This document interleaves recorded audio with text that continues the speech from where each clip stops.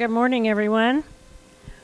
We again have Lisa Davidson with us this morning, and just to clarify, several people have asked me a little bit about Lisa. Lisa is a professor, you've read all that, at Phillips Theological Seminary. She is married to Michael Davidson, who is a associate regional minister as well with the disciples. So they are very embedded in our faith and our church and our theology. We're glad to have Lisa again. Her last name is Davidson without a D. Several people have asked me, where's the D in that? I said, she doesn't have one. So anyway, and we're delighted to have her. So Lisa, thank you for coming back this morning.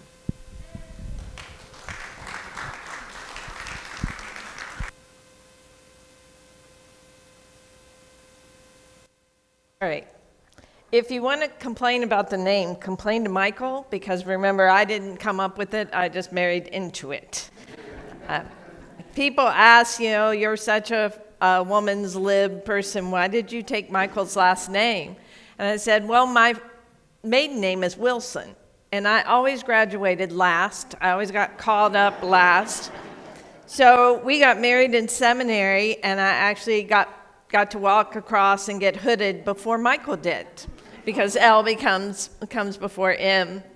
And thank you, Mike, for that prayer. It is a time that is just overwhelming right now. And actually, Kim said, I bet you have some wisdom about what's happening in Israel, Palestine. And I said, if I did, I would share it, other than just to say my experience has been that Hamas does not represent the Palestinian people, and the Israeli government doesn't always represent the Israeli population. And they are at the mercy of their leaders. And so we'll just hope and pray that God doesn't give up on us. I firmly believe God doesn't, but sometimes I wonder how much longer God will be patient. And hopefully some more peaceful minds will find a way. So, and I appreciated the introduction. You were talking about how we're so embedded in the church. I'll share with you that yesterday was our 34th wedding anniversary. And how did we spend it?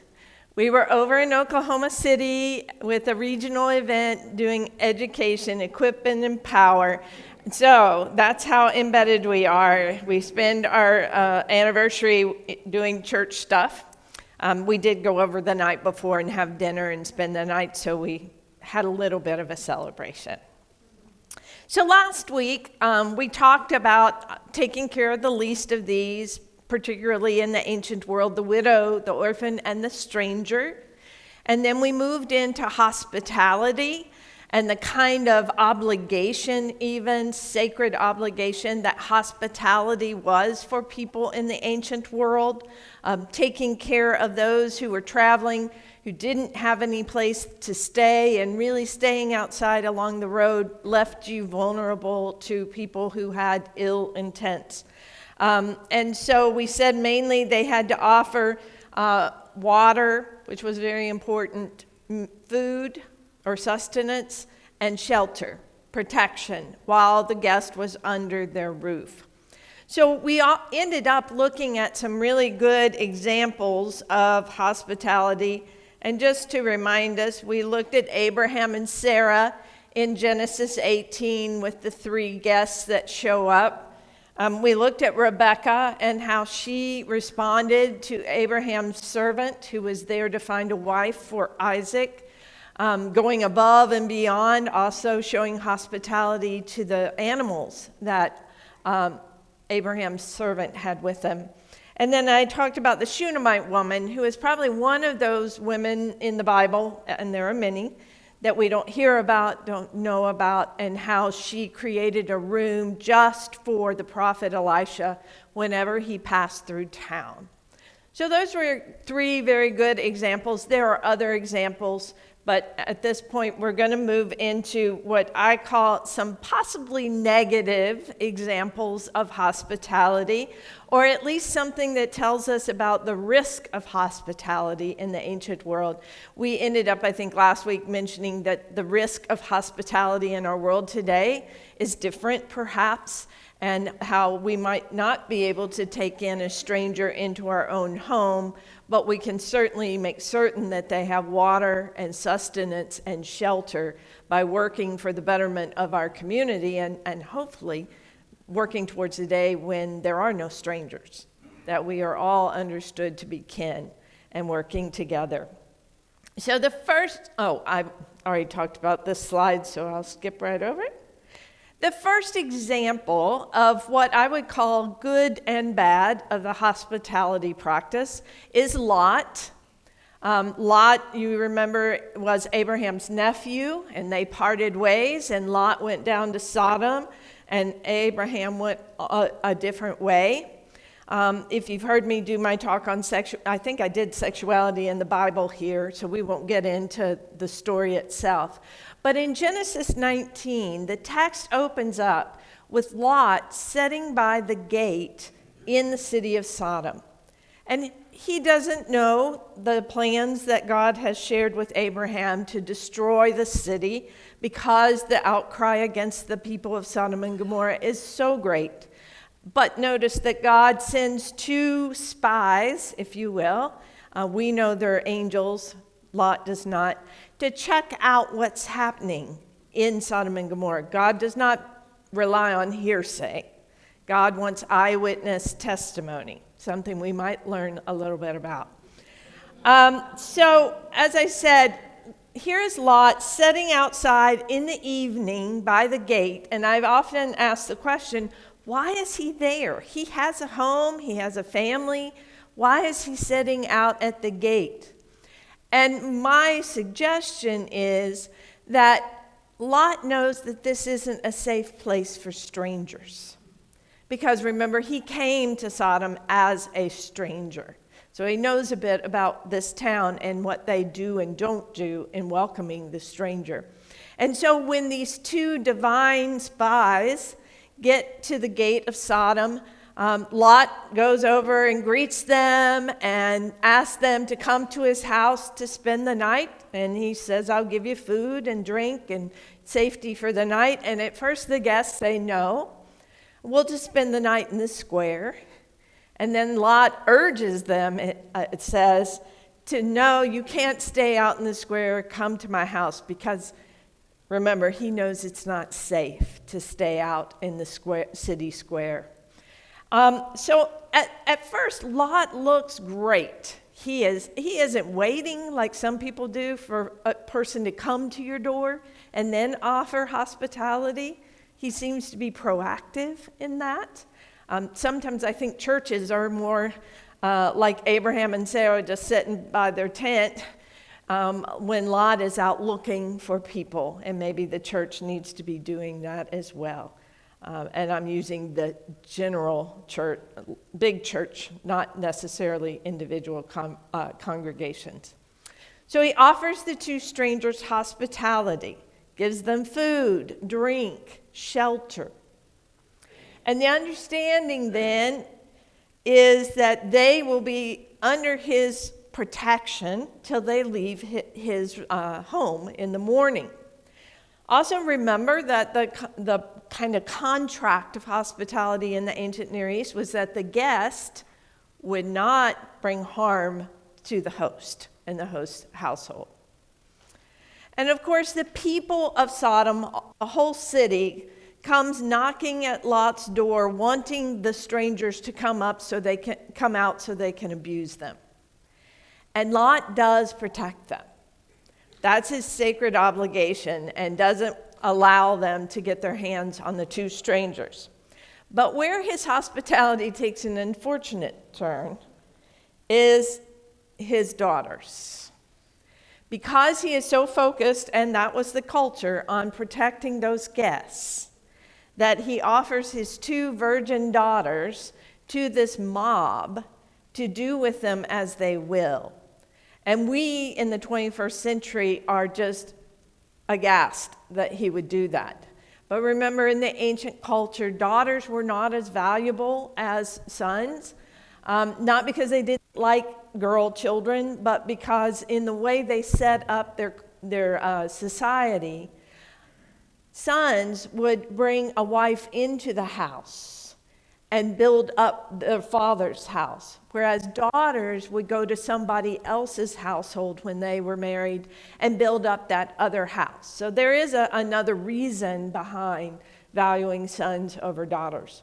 And of course, the good news is that the daughters are not thrown out to the mob, and those two divine spies protect Lot and his household and then tell them to flee before the cities are destroyed. So the cost of hospitality in that world was perhaps not something we'd want to follow today. Again, if we think about it, though, in some ways, those two strangers brought danger to Lot's house. And if they were there to check it out, they knew what the city was like. So it's a difficult ending there to see Lot do what he does with his daughters. Of course, in the end, his daughters get back at him. If you remember, the story goes on. They flee. The wife looks back, turns into a pillar of salt. They're up in some place where, as far as the daughters are concerned, the world has been destroyed. And Lot is not worried with taking care of them. He gets drunk and is not doing his part. And so they help him get drunk at least 2 times and sleep with their father and produce children because, again, they thought that was all they could do to fill the earth and multiply again because their whole world had been destroyed.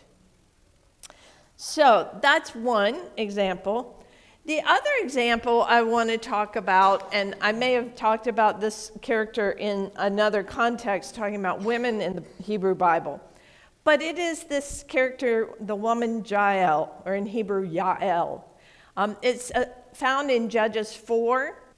It is the story, you may remember, of Deborah, the judge, the prophet, and as it turns out, military commander, who tells her general, Barak, to go up against the enemy, and God will give them the victory. And when Deborah tells Barak that, he's like, yeah, right. They have chariots. They have an organized army. We are just one group of people. And, of course, then Deborah goes with him because she does believe in her word from God. And indeed, when they get there, they end up defeating this army that was actually led by a man named Sisera. He was the general of the army they were up against. So Sisera does what I think the leader of the army shouldn't be doing. He runs. While the soldiers are being slaughtered on the battlefield, he runs and tries to find shelter. And so we read in Judges 4, verses 17 through 22, that he flees and comes to the tent of Jael, wife of Heber the Kenite. And it says, there was peace between King Jabin of Hazor, which was the king under which Sisera served, and the clan of Heber the Kenite. So back then, you needed to know who your friends and enemies were. You wouldn't want to flee to the enemy's camp. He was looking for a safe place to hide, because once the army is defeated, they're going to come looking for him, the Israelites are. And so Jael comes out to meet him and says to him, turn aside, my lord, turn aside to me, have no fear. Sounds very similar to what Lot just said to the visitors in Sodom. So he turned aside to her into the tent, and she covered him with a rug. Then he said to her, please give me a little water to drink, for I am thirsty. Okay, now we've got shelter and water. She opened a skin of milk and gave him a drink and covered him up again. And he said to her, stand at the entrance of the tent, and if anybody comes and asks you, is anyone here, say no. So when the army comes looking for Sisera, Jael is supposed to protect him and hide him. But Jael, wife of Heber, took a tent peg and took a hammer in her hand and went softly to him while he's asleep and drove the tent peg into his temple until it went down into the ground.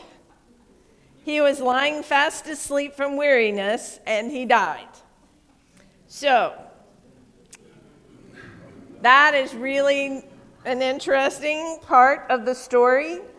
I always joke that this is where we get the idea of a splitting headache.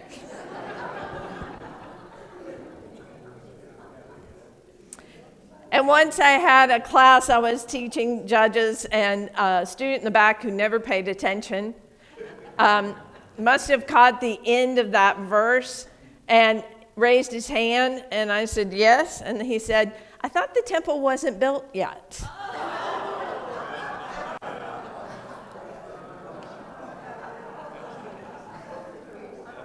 I didn't have to say anything else. I just moved on. So sure enough, Barak came in pursuit of Sisera, and Jael goes out to meet him and says to him, come, I will show you the man whom you are seeking. So he went into her tent, and there was Sisera lying dead with the tent peg in his temple. So let's look a little closer at this story. I call it stranger danger. So remember, it tells us that Jael is alone. Her husband's not home. She's all by herself in the tent. And here comes a general who wants to seek safety in her tent. So she's alone, a female, and this strange male, powerful military commander is coming into her tent, and it's just going to be the two of them. Think about the risks. He could have had his way with her and would have been perfectly fine because that's what you do when you're the general in battle. She also probably has heard that there is this battle going on between Sisera and the Israelites. And some have suggested maybe her husband, Heber, is fighting on the side of Sisera because they have a pact with, and so while her husband's dying on the battlefield, the leader of the military is running and trying to hide. And he comes to her tent and comes inside just the two of them. Now, not only is she at risk because Sisera could do whatever he wanted to with her, she's also at risk because if the army of the Israelites come looking for Sisera and she was found to have him in her tent, she would be harboring the enemy. And they would have killed her, more than likely. Maybe more, but certainly killing her. So I think Jael is in a very difficult position. She's doing the right thing by offering shelter and sustenance, but she's also at risk. And so she does what she thinks is best for her safety. I think in the long run, we have to remember again that in the hospitality code of conduct, you don't bring danger to the host's household. So Sisera is not playing by the rules. So why would we expect Jael to play by the rules? And in fact, when Barak told Deborah that he wouldn't go into battle without her, Deborah says, well, then the victory will not be yours, but will come at the hand of a woman. And we all think it's going to be Deborah. But here we have the woman who really kind of sealed the defeat by killing the enemy's general. And there is another version of the story that is in poetry in Judges 5. And there she is again, showing up as a hero in the story that took care of business. And, it was time of war. We know that things happen in war that wouldn't happen, hopefully, in times of peace. So while I say Jael might be a bad example of hospitality, what I really mean is the risk to someone vulnerable, like a woman alone in her tent. And so Jael is a warning story, maybe. Don't take the general into your tent. Of course, I also go back and wonder, what if she had said no? Do you think that would have stopped him? No. So she really had no choice.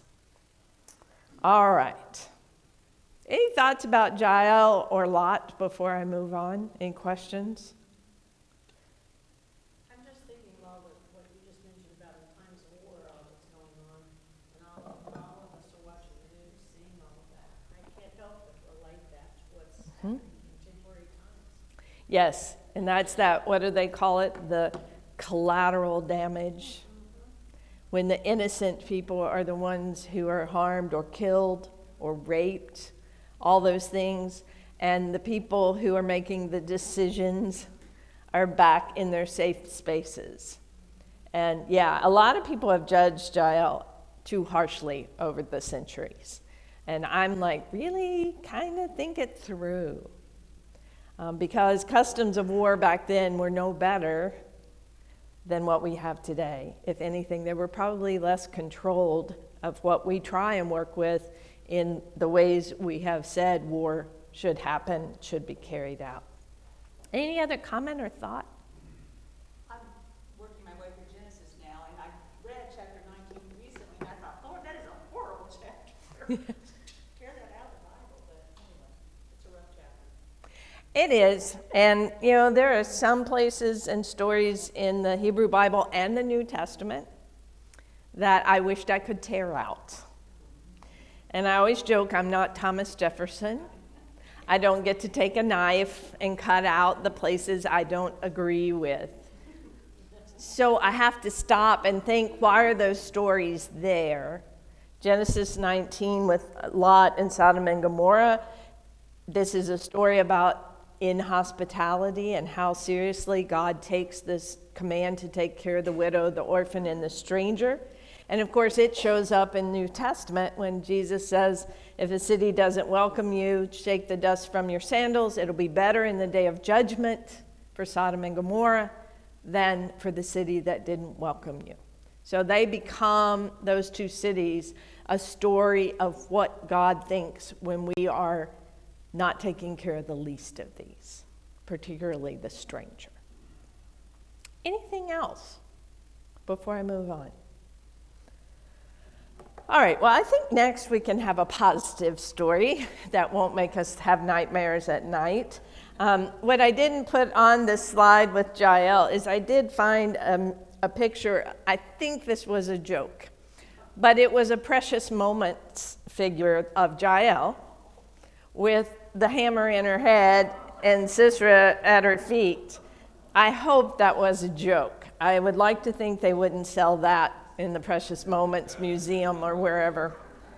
I always pass that on my way to Virginia. There's an exit to the Precious Moments place. I've never gotten off. Maybe next time I need to go in and say, hi, do you have a statue of Jael that I could get? And if not, maybe Judith and cutting off another head of another general. All right. Oh, and so again, just to remind us, here are two of the commandments that talk about when a stranger resides with you in your land, you shall not oppress the stranger. And you shall not deprive a stranger or an orphan of justice. You shall not take a widow's garment in pledge. The text does go on to say that the stranger, when they're living in the land of Israel, does have to abide by the laws of the land. So there is a both and, once again, like we saw with hospitality. You welcome the stranger, you don't oppress them, but the stranger can't come in and do whatever they want. They have to abide by the customs and the law that Israel has established. And again, a reminder of this obligation of taking care of the vulnerable people in our midst.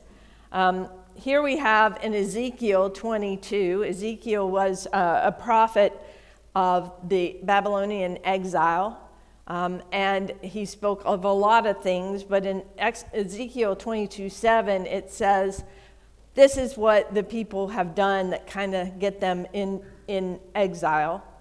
Father and mother are treated with contempt. The alien residing within you suffers extortion. The orphan and the widow are wronged in you. And of course, that is the reason, part of the rationale for how they understood later that Babylonian exile is because they had failed to keep covenant, to take care of the vulnerable people in their midst, is one of the reasons.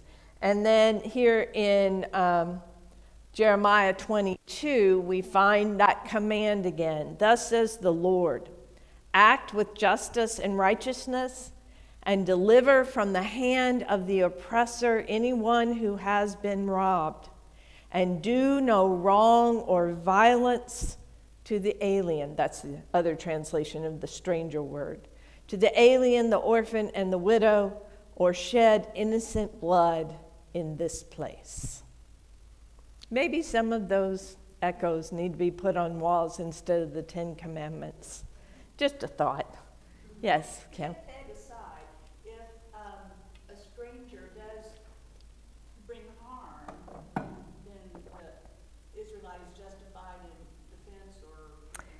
Self-defense, yes. Or they would be expelled from the community. They were like, okay, we're done with you. You have not followed the rules. But if they were endangering the lives of people, then they could be stopped in some way. All right. And then Malachi chapter 3, verse 5. Malachi is thought to have been maybe around the 4th century BCE. I will draw near to you for judgment. I will be swift to bear witness against the sorcerers, the adulterers, those who swear falsely, against those who oppress the hired workers in their wages, the widow and the orphan, and against those who thrust aside the alien and do not fear me, says the Lord of hosts. That one verse has a lot packed into it, and I often think about those who oppress hired workers by keeping their wages. Reminds me of some of those check cashing places and others who won't pay a day's wage. Back then, you had to pay the wage at the end of the day because that's what the worker needed to take care of their family. They didn't wait till the end of the week or the end of the month.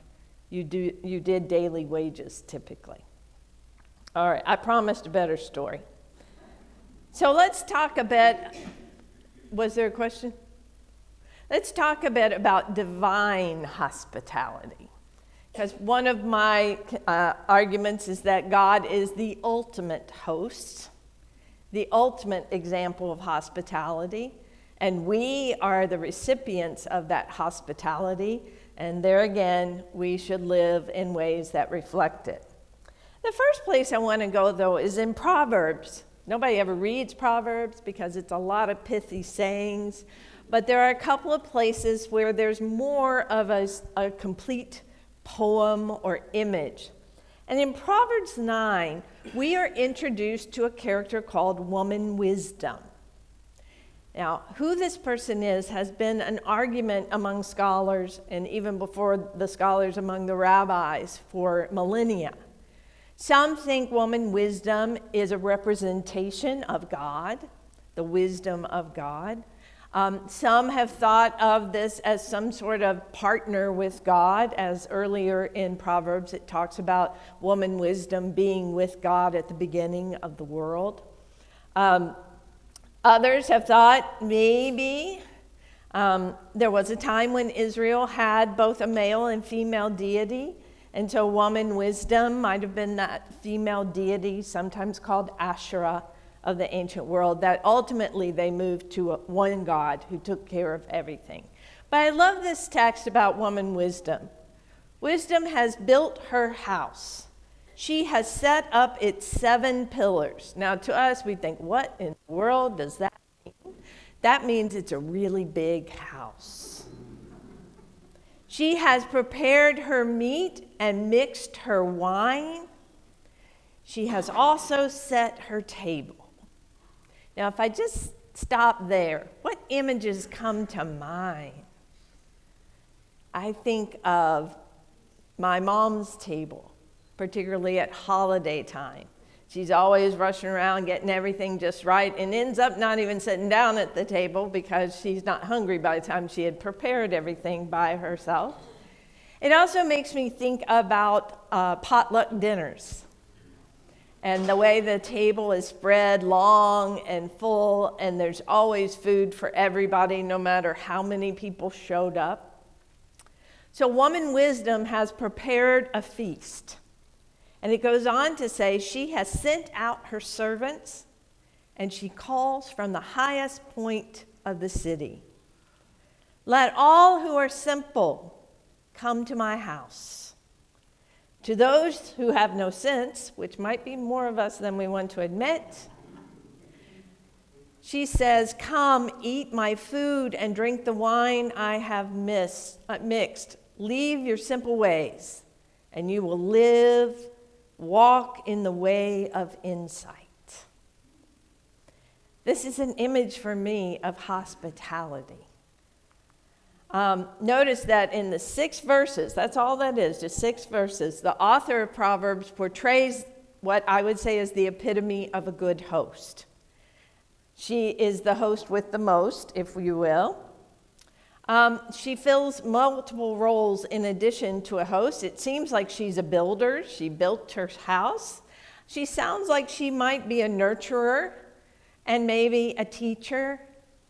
What I love about her is that she is creating a large enough space to accommodate everybody.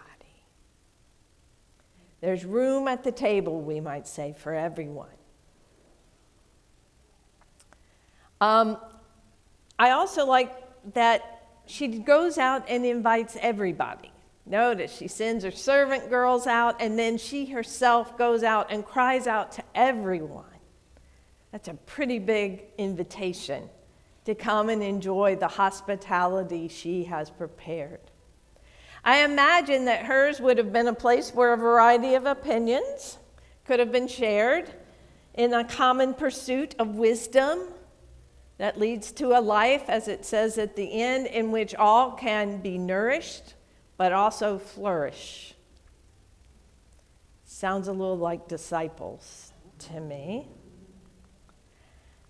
As I said, her wisdom, much like her hospitality, much like Lot's, only with a better end, is proactive. She doesn't sit at home waiting for someone to knock on her door, but she is inviting everyone. So, proactive hospitality to me is a very important piece today, that we need to be proactive. And I think of her as offering this divine, radical, extravagant hospitality. Food for body and mind, drink for bodily thirst, as well as hunger for wisdom and acceptance. Remember, the simple ones, those without sense. She's not starting her invitation list with the powerful, those who have authority. She's gathering those who probably never got to go to a big banquet. A scholar named Shirley Ho states, in the face of our culture's increasing individualism and xenophobia, remember we talked last week about xenophobia, Sharing a meal with a stranger is subversive. And that's what Woman Wisdom actually is calling everybody to do. That when we sit at a table with people who don't look like us, don't think like us, all those things, it's a subversive act in our culture. Because if you haven't noticed, we've kind of gone to our little tents of shared opinions and affirmation places and don't come out to a table or a gathering where people who disagree with us might actually have something to add to our common pursuit of wisdom. And this hits really close to home for me because I have two sisters that we don't see eye to eye on anything, particularly my oldest sister. And when I was home last in Virginia in August, I went to have dinner with her and my brother-in-law. And this is that setup where there is a list of topics that are safe to discuss. The weather. They don't talk about why the weather is this crazy, like climate change, just the weather.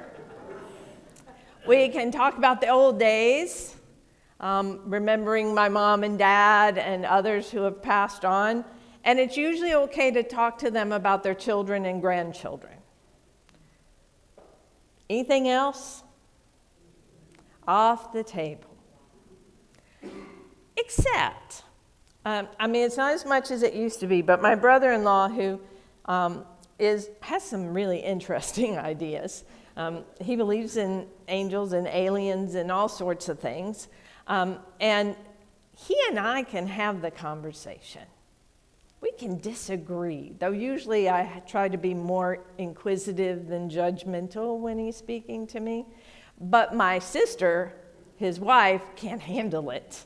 And my dear mother used to hate it when Dwight and I would get started, and he'd say, well, have you ever read about angels? Or I think aliens really did show up once upon a time. And I'm always like, but then you have these really conservative biblical beliefs. How do you resonate aliens with that? Logic is not his concern. But anyway, many of us may be experiencing that kind of table where we can't talk about everything. We have to talk about certain things. But wouldn't it be great if we had a table and we all sat there and listened? That's civil discourse, which once upon a time we had. And we've lost that ability. It becomes name-calling and all those things. If you know anything about the history of the Christian church Disciples of Christ, two of our main founders was Alexander Campbell and Barton W. Stone. And Alexander Campbell had a newspaper called the Millennial Harbinger. And he and Barton Stone would disagree with each other on the page for everyone to see because they didn't agree on everything. And it's great to watch it because they still managed to hold a movement together, even though they had these not terrible, but they were sometimes a little ugly arguments about who was right and who was wrong.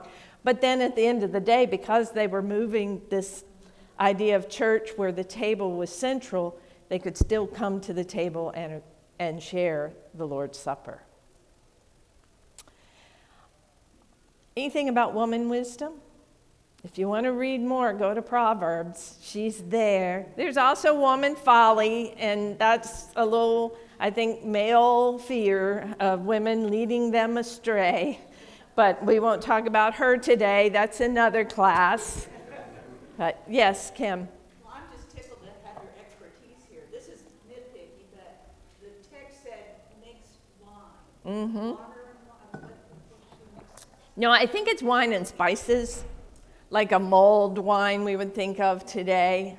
They often did that back then because they wouldn't have probably had a mixture of grapes like we have to create deep, rich flavors of wine. And so usually I think spices were what they were mixing. I don't know. Today when you say you put something in somebody's wine, it means something different. But back then, it was to make it tastier. All right. Yes, ma'am. Did it say leave your insights?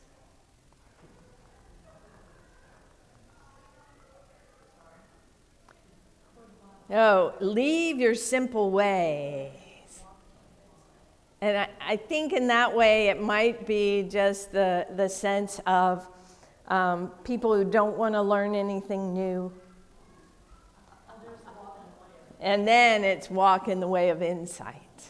That's what woman wisdom offers. And notice it's come and live. That's pretty great. All right, now a little bit more, a few more images. God's hospitality. Think about it. At the very beginning of Genesis, from Genesis 1:1 through Genesis 2:4, the first half, God creates a dwelling place for animals and humans, and there is food for them. If you remember in that first creation story, it's like birds of every kind and trees of every kind and trees that bear the fruit that the seed is within them. It's extravagant, everything that God has created for animals and humans to eat. Now remember, at the end of that story, we're vegetarians. Nobody's eating animals. That didn't come till after the flood. So, in the second creation story, beginning in Genesis 2, verse 4b, God creates humanity and then creates a garden in which all that we need would be there. We and the animals get to live in God's garden. What we forget is that we are given the task of being gardeners. God creates a garden and says, it's yours, take care of it.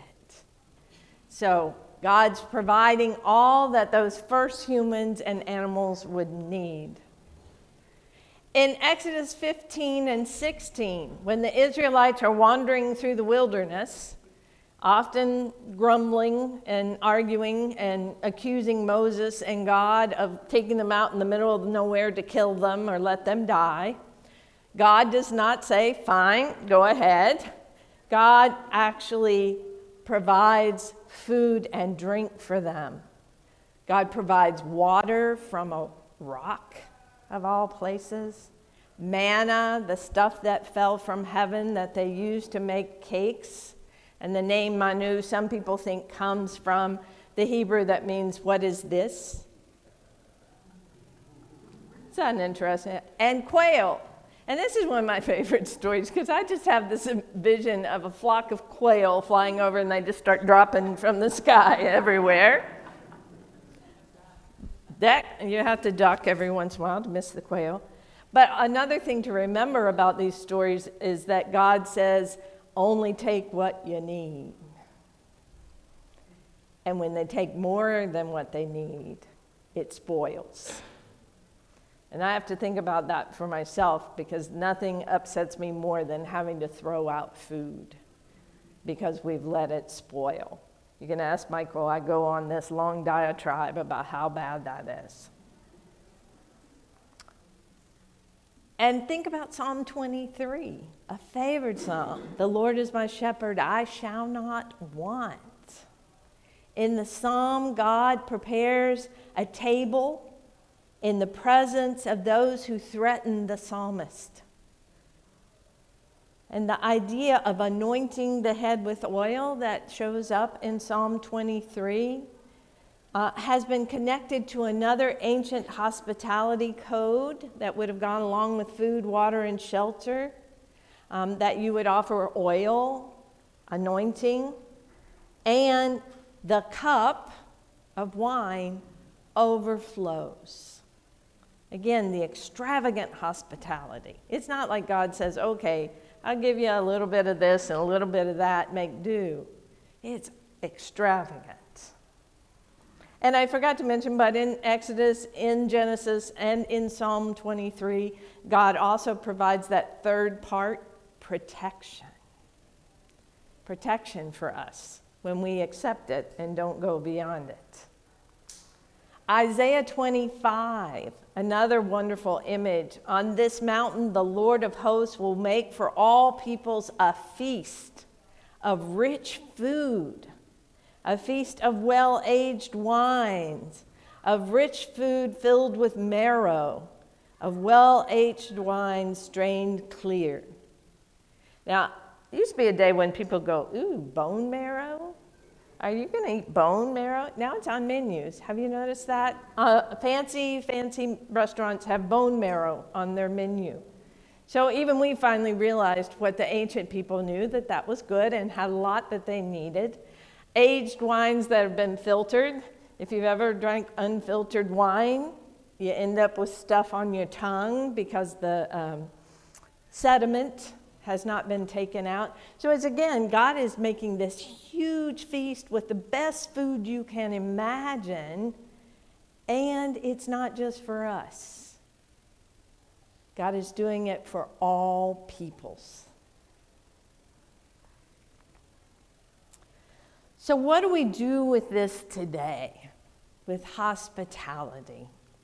Well, I found this quote by theologian Letty Russell, who was an early feminist theologian, and she had this idea of church in the round, where it wouldn't be buildings with congregations, but you'd be sitting around tables with no hierarchy, just everyone equal. But she says this: hospitality is an expression of unity without uniformity. This is where I want to know if she is citing a disciple, because that's another one of our clarion calls. Unity without uniformity. Hospitality creates a safe and welcoming space for persons to find their own sense of humanity and worth. She was pretty wise, and that was a good line. As I said, I'm a disciple through and through. I think I was a disciple in the womb. I know my mother was in church while I was inside her. But that is, to me, this essence of a room for everybody. And here in congregations, around tables, people can find out not just that they have worth, but that other people have worth as well. If it was so simple in the Middle East to get them at a table with food, usually tables that bargain peace accords or peace pacts or the cease of war are not food tables. They are opposite side tables. If you ever want to have a conversation about difficult issues with people, don't put your chairs or your tables in rows. So you're putting them on either side. You already set up the either or.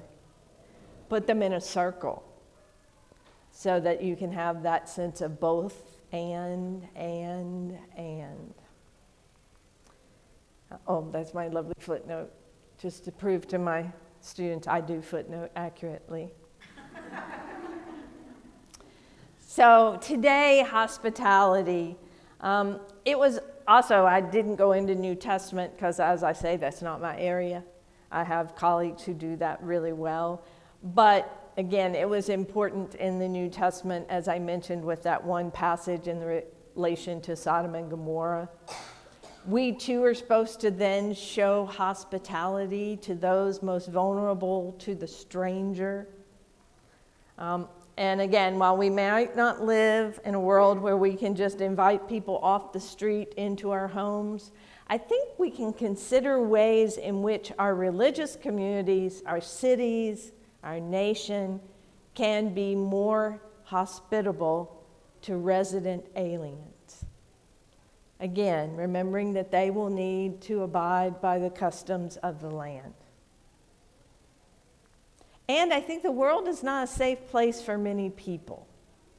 Even in church, it's not a safe space for everyone. So maybe we need to be like Woman Wisdom or Lot, getting the message out to everyone. Come, here is a safe space. Though, as I tell folks, you better make certain it truly is a safe space. There's another piece that when I was working on this where I was thinking, how do churches do this hospitality thing and invite people? And the first thing is make certain you really, really, really want to invite people, everyone, to your table.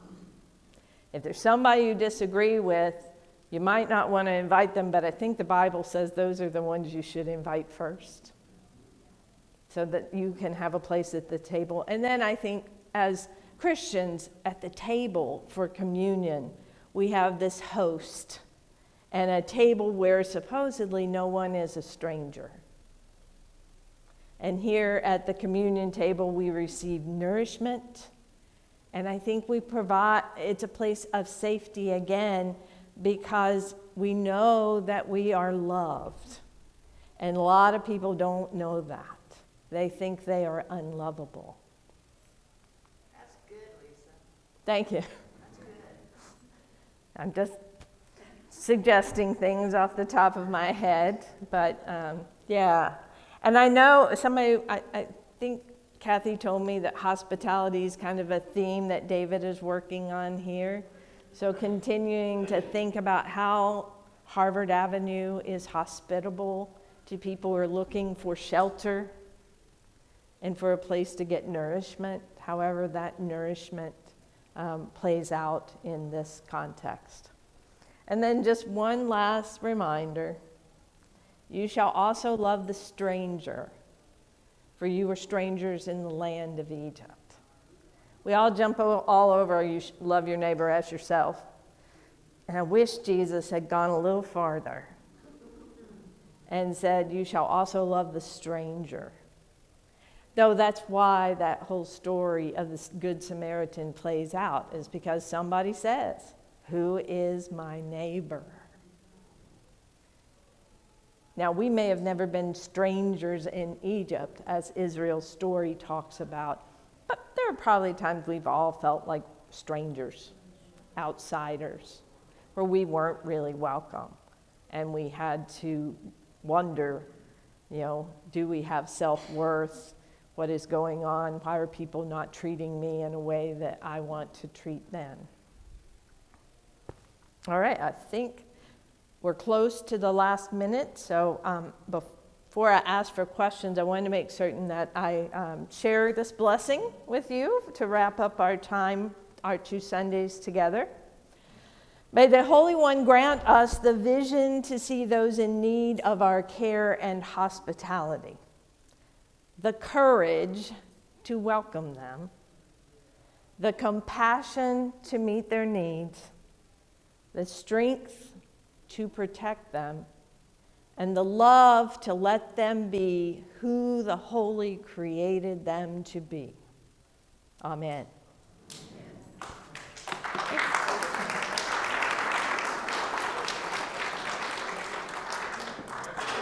I couldn't have timed that better if I wanted to. All right, I hear that there's time for questions because we don't have to run right to church. I'm taking it from your president of the class who said, so questions, thoughts, comments? Yes, sir, in the back. We are sitting here in a very safe environment talking about hospitality. But in a real world, if you're driving down the road at night and you see a car broken down in a dark part of town and some elder person standing by the car, do you stop and help this person? Do any of us in today's society? I think that's a very good question. And certainly I have experienced being broken down on the side of the road too. The best I tend to try is to offer, if they don't have a phone, to call a wrecker if they need a tow truck or to see what they need. I'll be honest, as a woman, I don't often take into my car strangers. I did have this one experience when we lived in Lynchburg, Virginia. We lived in a historic neighborhood, but the issue was the reason our realtor didn't want us to live there because it was also a neighborhood that had bad reputation. Because on one end of the street, there were absent landlords, and that's where drugs were handled. And as white people, we were the minority in that neighborhood. What I tell folks, I never felt safer in my life than I did in that neighborhood because I knew my neighbors. And one day, one of the African American men in the area was walking along the street, and I did stop because I had seen him around. And I said, "Can I help you? What's going on?" He said, "Well, I'm just trying to get up to the corner to catch the bus." Now, I took a little risk, but again, because I knew him, I had met him, I had seen him around, I gave him a ride up. That was such a small thing. But that is, again, that kind of risk. So while we might not stop and get out of the car or give them a ride, the least we can do is stop and ask if they have help coming. But real hospitality would be we get out and try and help. And I have been on the side of the road with 2 flat tires.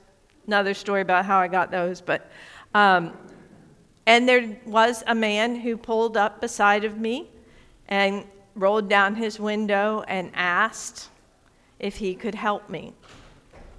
I had already called AAA because I have that privilege, but I was impressed that somebody stopped. I don't know the statistics, but some people say that if you're going to break down, it's better to break down on a small road than an interstate. Because people driving down the interstate will think, well, somebody else will stop and help them. But on a 2-lane road, there's not much traffic. You're more likely to have someone stop. And I do know my mother was the benefit of that once upon a time when she was driving on Route 11 and her car broke down and a young man stopped and helped her because she didn't have AAA. And I don't think she had picked up the cell phone that I gave her, so that's a good question, and it's a good thing to point out. How do we practice it? Other thoughts, questions, comments? Since we got 10 minutes. Yes. I loved it, but I'm going to get some coffee now. Okay. If you don't have any more, I don't have any more to keep you, so thank you very much. Good to see you.